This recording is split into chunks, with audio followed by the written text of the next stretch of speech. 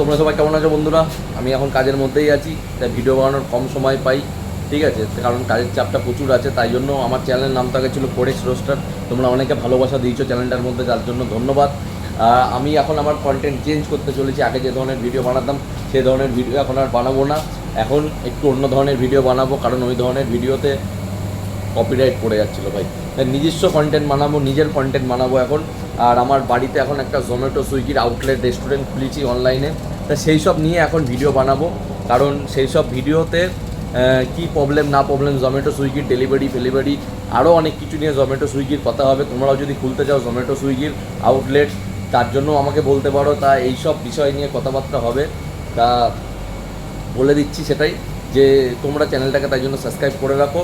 আগামী দিনে জোম্যাটো সুইগি নিয়ে আলোচনা হতে থাকবে এই চ্যানেলের মধ্যে, ঠিক আছে? হ্যাপি 99। ওকে, দেখা হচ্ছে আগামী ভিডিওগুলোতে। খুব তাড়াতাড়ি আসছে নতুন নতুন ভালো ভালো ভিডিও, অপেক্ষা করো শুধু।